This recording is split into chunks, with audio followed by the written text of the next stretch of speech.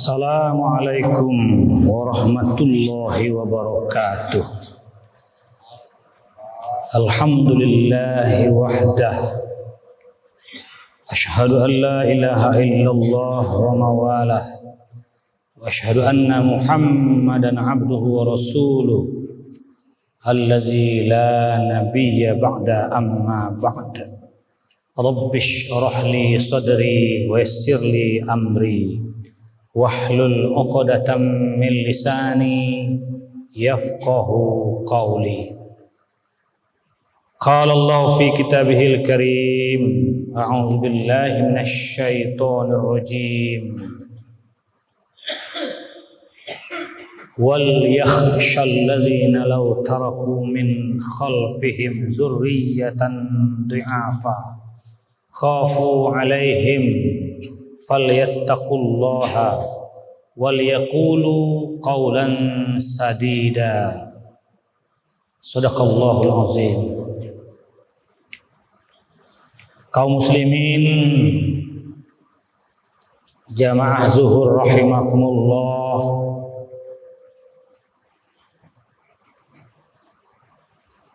tausiah zuhur kita, kultum zuhur kita kali ini berjudul menguji nyali dan tanggung jawab orang tua dalam membentuk generasi yang soleh. Ibu bapak yang kita hormati,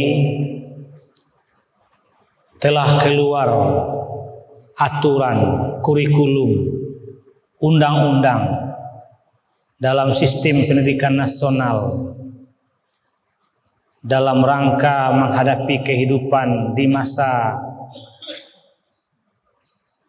new normal ini, bahwa dimulai tahun pelajaran 2020-2021 ini, anak-anak kita mulai dari TK, SD, SLTP, SLTA, bahkan sampai perguruan tinggi telah ditetapkan belajar dengan sistem daring, online.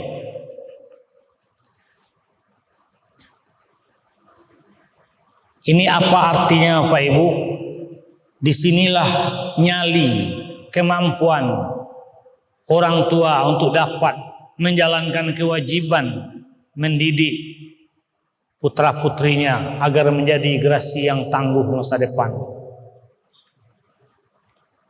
Tidak tahu kita nanti bagaimana endingnya, akhir dari perjalanan ini. Yang jelas semester ganjil ini akan dimulai pendidikan seperti itu. Dan sebenarnya telah dimulai sejak bulan Maret kemarin. Anak belajar dari rumah sampai ujian, sampai naik kelas.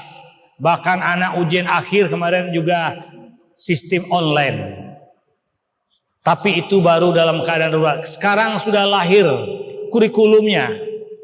Guru-guru kita, pendidik-pendidik kita sedang dilatih sekarang ini untuk bisa dia mengajar lewat online dengan sistem daring.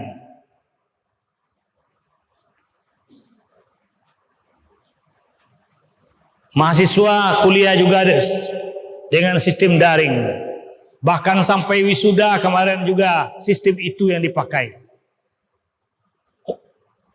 UNP, UNAN telah wisuda mahasiswanya yang tamat tahun ini dengan sistem itu.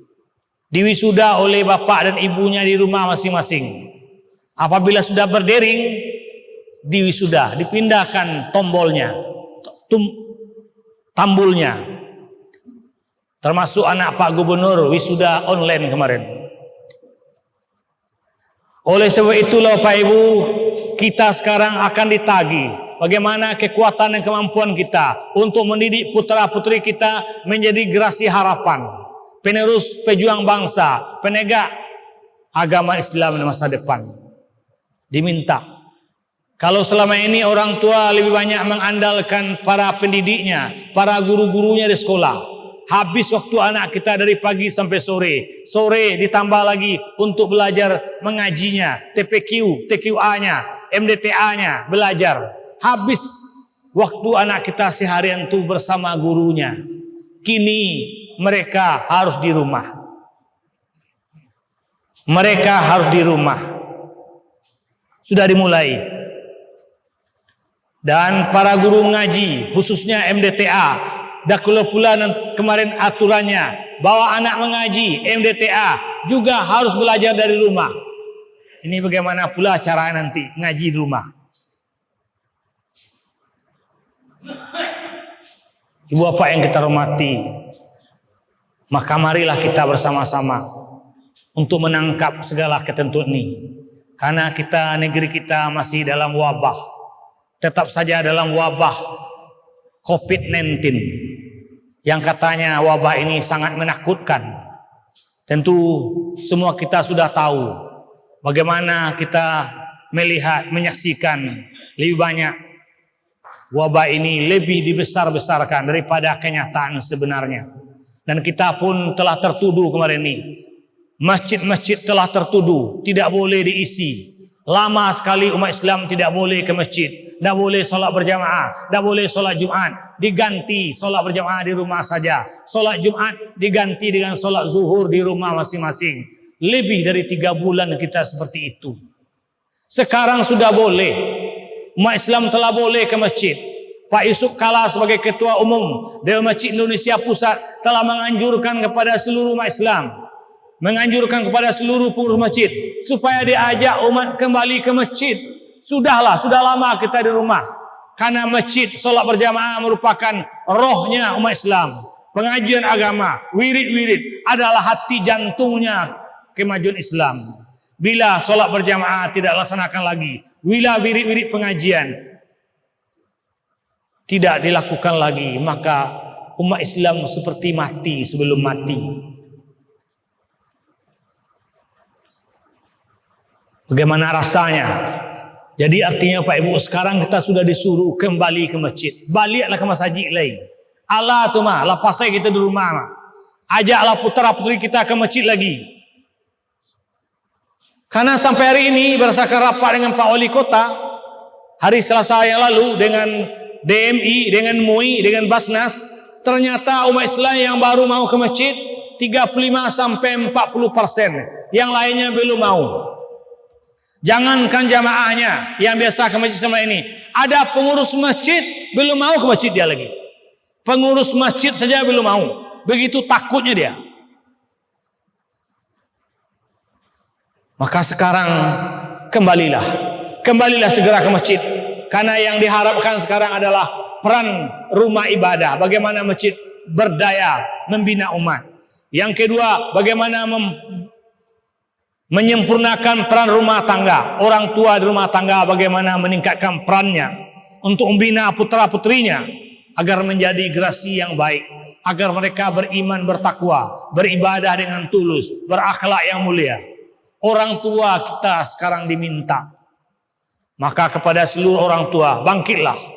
Segeralah laksanakan tugas ini. Karena agama kita memang begitu. Tanggung jawab anak ini memang orang tua. Karena orang tua anak mampu, tidak merata kemampuannya, maka diadakan sekolah.